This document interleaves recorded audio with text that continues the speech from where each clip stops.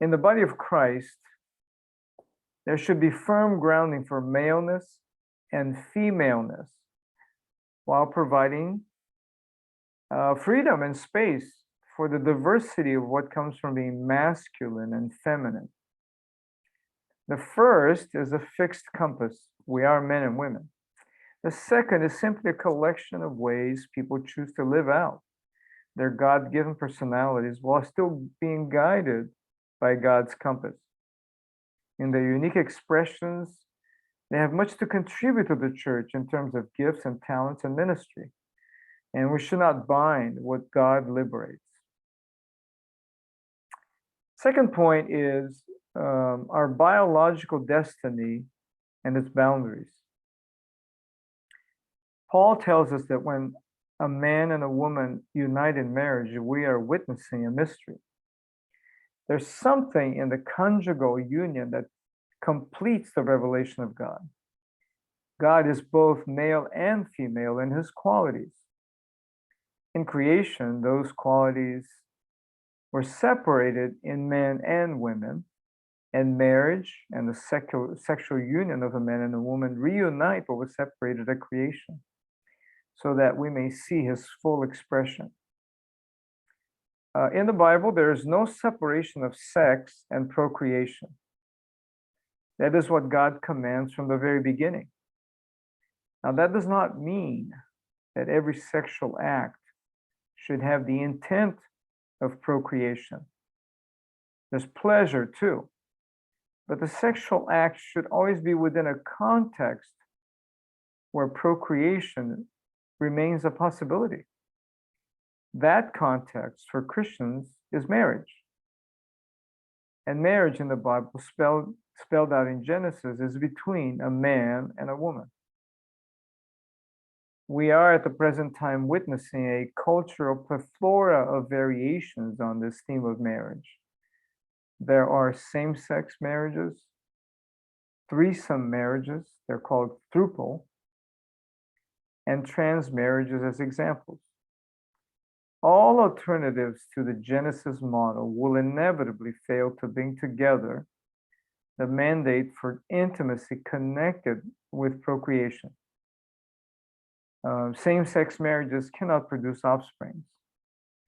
Polygamy is a bad experience everywhere it is mentioned in the Bible. It has proven to be true in real life as well. Polygamy just simply has created more social problems than harmony. Now, the only exception to this failure of intimacy and procreation, the only exception is a certain type of trans marriages. Now, that would be a trans marriage where a woman takes hormones to become a man and marries another man.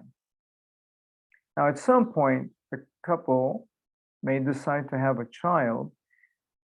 The only way that can happen is if the trans man stops taking hormones, resumes her menstrual cycle so that she can have a child, and then resume the hormone to return the status of a man. Now, such a case actually happened recently in England. And after having the child, the woman, who was a trans man, wanted to be registered as the child's father along with her male partner.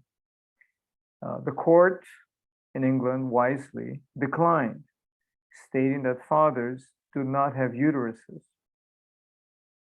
Now, you would be excused to be confused at this point, because I was.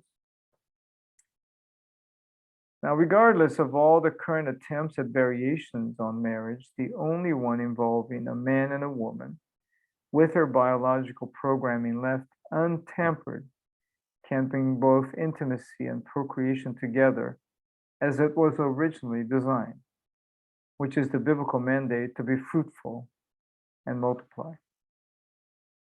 Now, being a man or a woman is not a cultural construct as many seem to believe. It is not a matter of personal choice, but one that is connected irrevocably with our biological destiny.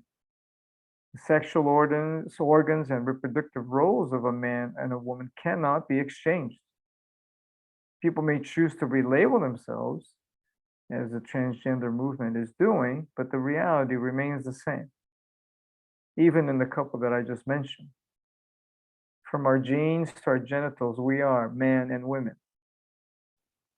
However, we may try to modify our biology, the genetic code will resist it.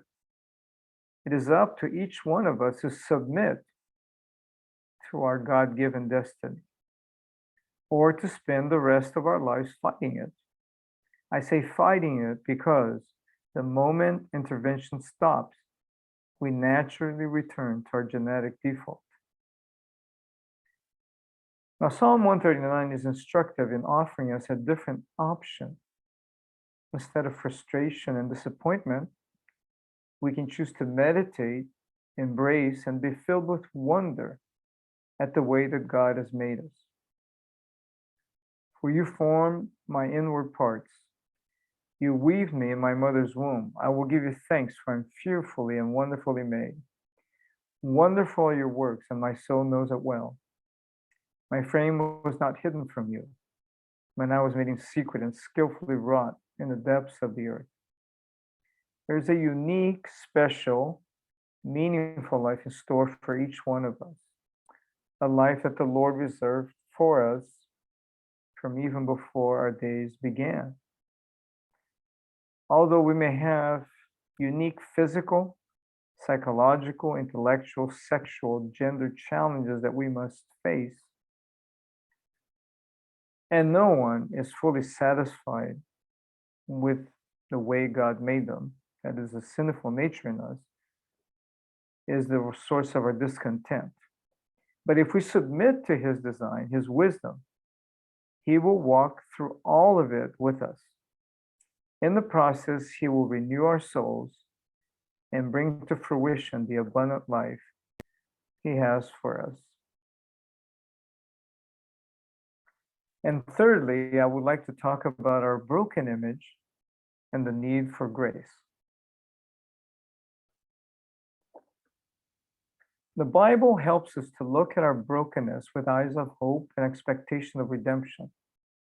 And humans are broken in a variety of ways because of sin. Our tempers need control. Our greed needs reining in. Our lusts need to be subdued. Our tendency to worship success, money, material gains, and status, and other idols we create have to be surrounded to God. Our tendency to be arrogant and proud has to die. Our dissatisfaction with our looks, with our heights, with our sports abilities, all have to be given over to Him. All of these and many more happen because of the divine image. The original imprint is broken in our hearts. Our brokenness in the sexual area is just one of many ways that sin has shattered God's image in us. And the only way to understand what it means to be a man or a woman is to find the mirror upon which we can look at ourselves in the light of the original imprint and design. Much like a child has to look at his parents to begin to understand his nature, tendencies, and personality. There's not one reason why we face conflict in this area as men and women. We don't know exactly why this happens, other than this is a fallen world. It is likely a combination of genetic propensity and environmental circumstances. Human experiences and sexuality are quite fluid. So to make the diagnostic attempts of a single root cause is nearly impossible. Now, one thing is certain. In the Bible, human sexuality is summarized in the unity of a man and a woman in marriage for both intimacy and procreation. There is no other alternative. Any other alternative will not fulfill the divine mandate in a harmonious way. With that in mind, however, there is not a single person on this planet, in this audience, those listening to this Zoom, that does not have a sexuality skeleton in their closet or is struggling with some aspect of sexuality. We have single people who are or want to be sexually active. We have married people who want or are having affairs. We have people who want to have relationships with multiple people at the same time. We have people who are addicted to pornography. We have people who are sex addicts. We have people who are attracted to children, to animals, to dead people. Yes, there are such people. Now we have people with particular fetishes. We have people who only want to have sexual relations with rubber dolls. We have people who are struggling with same-sex attraction. And we have people who are struggling with their gender. The list goes on, and it is quite long. And this is all because we are broken people in a broken world. And the difficulty exists for all of us to live according to the biblical model. That is the reason why so many marriages, relationships, and lives are riddled with pain and sorrow.